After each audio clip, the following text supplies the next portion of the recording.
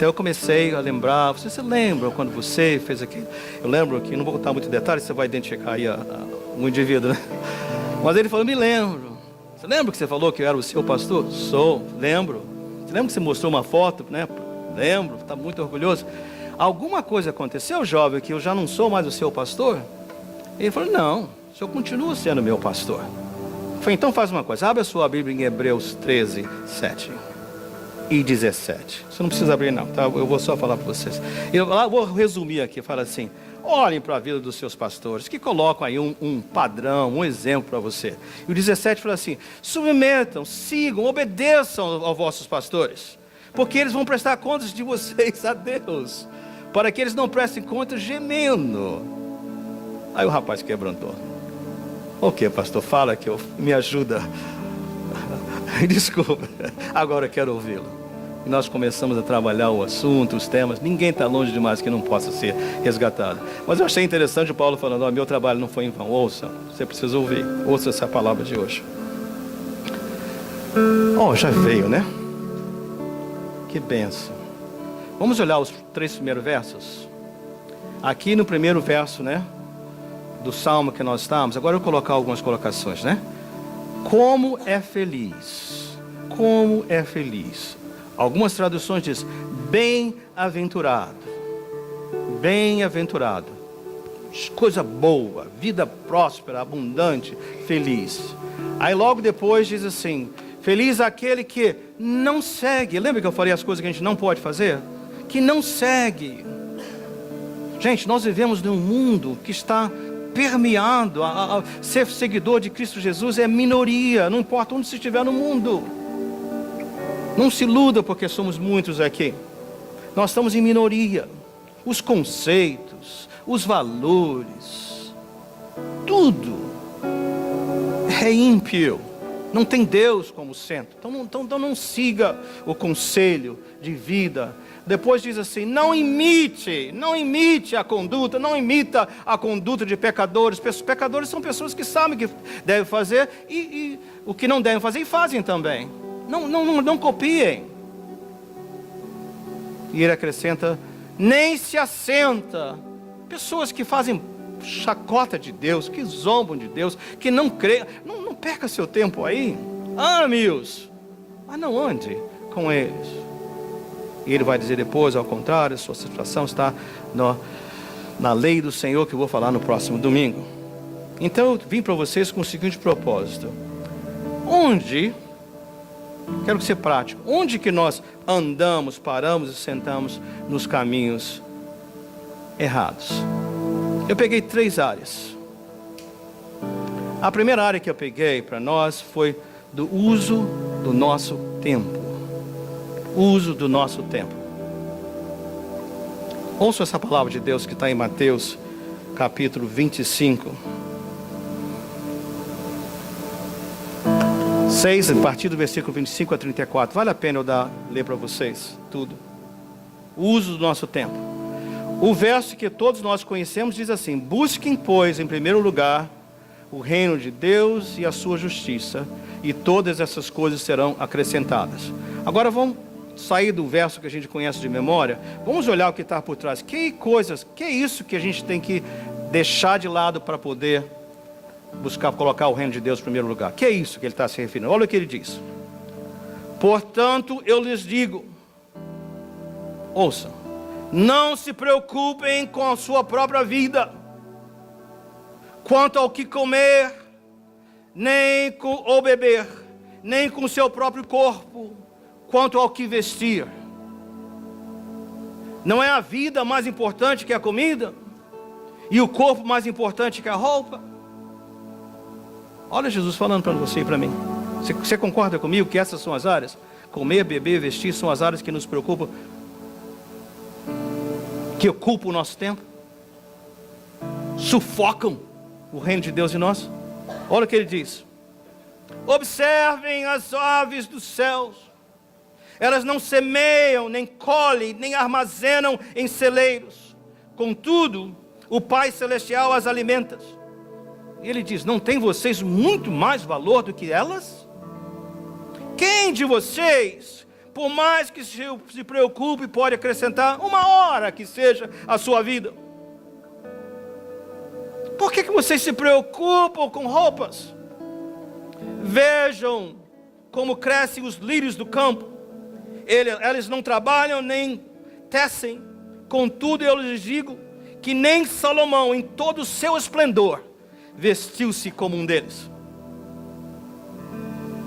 Se Deus veste assim a erva do campo, que hoje existe e amanhã é lançada ao fogo, não vestirá muito mais a vocês, gente de pouca fé?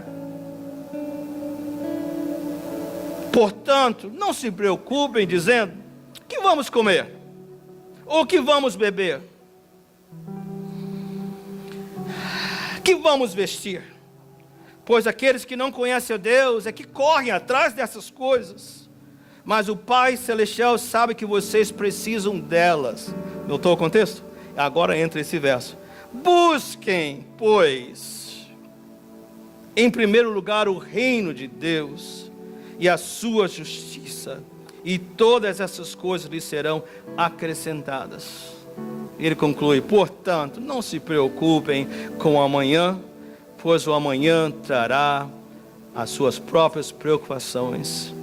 Basta cada dia o seu próprio mal. Tá claro, gente? Alguns de vocês, sofisticados, usam o iPhone, né, com o seu calendário, né? Mas eu sei que você não consegue ver de lá, né? Então eu trouxe aqui um calendário de mesa que eu tenho ali. Esse está em branco, né? Você pararia hoje em oração diante de Deus e mapeie, tá certa essa palavra, a sua semana, e veja quanto tempo, quantas horas suas acordadas estão sendo investidas no reino de Deus, e não com o comer e o beber e o vestir. Você faz isso? Depois peça ao Senhor oração: Senhor, eu tenho andado no conselho dos ímpios, que diz: trabalhe como um doido, acumule o máximo. Depois alguém aí, depois de você, que nem gosta de você, vai ficar com tudo isso. Compre bastante, trabalhe muito para ter roupas bonitas e caras, para impressionar gente de quem você nem gosta. Fique se matando aí com a sua vida, quando a cada momento o relógio está tic-tac, chegando o dia de você se apresentar diante do Senhor. O que você vai dizer a Ele? Senhor, não deu tempo de investir no seu reino, porque eu estava tão ocupado em comer, beber e vestir-me. Você faria isso hoje?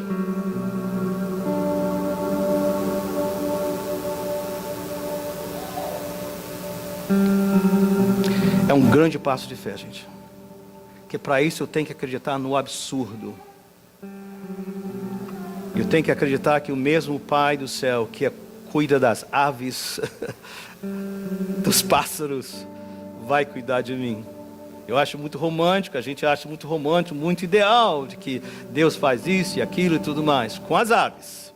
Mas que Deus pode colocar o alimento na minha mesa. Se eu colocar o reino no primeiro lugar, aí já complica um pouco. Muito.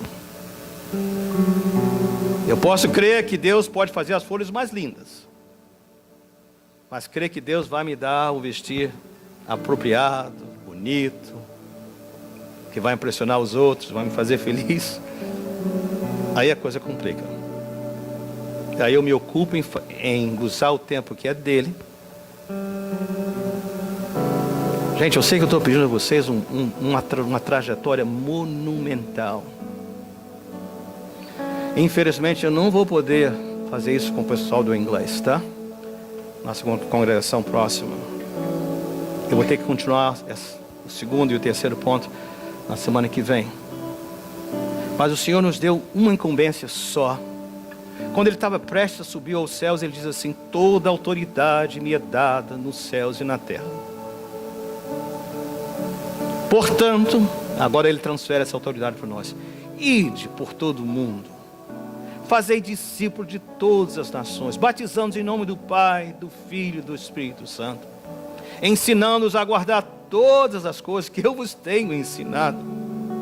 E eis que eu estou convosco até a consumação dos séculos. Isso é reino. Use o seu tempo para fazer discípulos de todas as nações, ensinando-os a guardar. Use o seu tempo. Não dá para seguir o conselho dos ímpios, encher o calendário com a agenda dos ímpios e fazer discípulos. Fazer discípulos é ter filho de novo. Fazer discípulo é ter bebê de novo. Fazer discípulo é amar e cuidar. E o tempo, eu posso dizer assim: eu cuido do meu comer, do vestir. Peça a Ele, Ele vai te direcionar. O próprio Jesus também, mesma ocasião, outro escritor, quando ele estava ascendendo aos céus, ele disse, além de dar essa autoridade, ele disse: recebereis poder quando vier sobre vós o Espírito Santo de Deus, e sereis minhas testemunhas. Testemunha, alguém já falou que a gente deve evangelizar e, se necessário, falar. É impossível, gente, uma testemunha muda.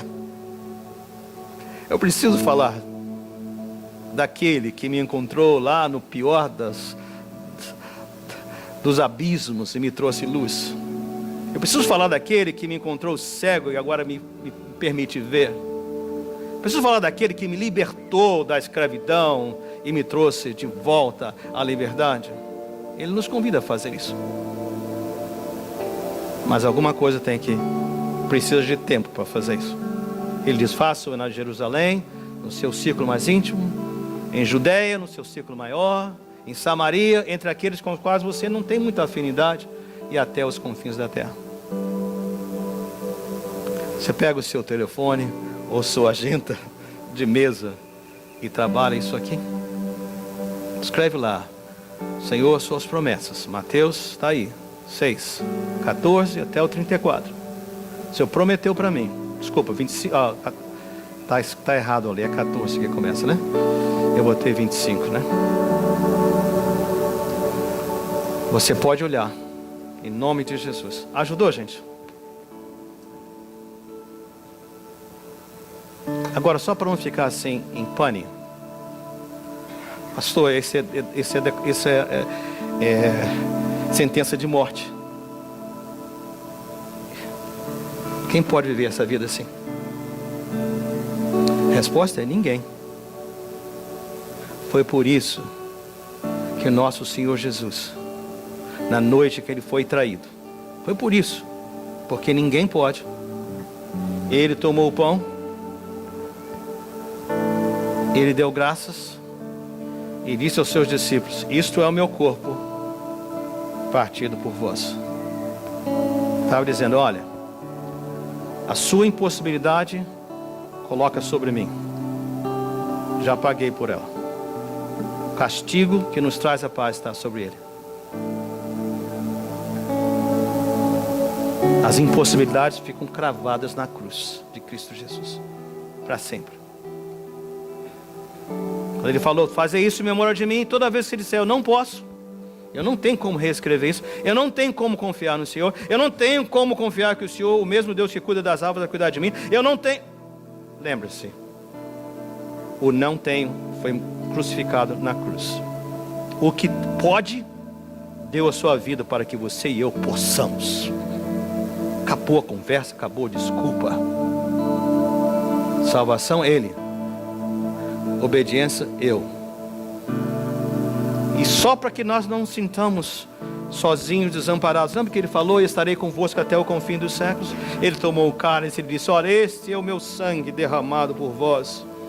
A nova aliança entre Deus e os homens. É assim, ó, segura na minha mão e nós vamos. Nunca te deixarei. Eu comecei uma boa obra em você. venha. Talvez no início vai ser difícil andar. Talvez no início você vai querer parar ainda. Talvez no início você vai querer se assentar e ficar, não, eu quero ser como todo mundo. Você não é como todo mundo. Você foi comprado com o sangue do nosso Senhor Jesus. Você foi arrancado do império das trevas e colocado no reino do Filho da sua luz. Você é uma nova criatura em o nome de Jesus. Liberto para viver essa vida transformada, feliz, próspera. De alguém que já foi tocado por Ele. Irmãos que vão me ajudar a servir a ceia, vocês podem vir rapidamente. Os irmãos que vão me ajudar a servir a ceia, presbíteros Moisés, Augusto, diáconos, presbítero Nilson, diácono Valdomiro de Jesus, vem aqui à minha esquerda. Pensem, essa ceia, essa mesa não é da CCP. Então, se você tem a Jesus como seu Senhor, se seu nome já está no livro da vida, que você o recebeu, e se você hoje em arrependimento está dizendo, Senhor, eu entendi, I got the message.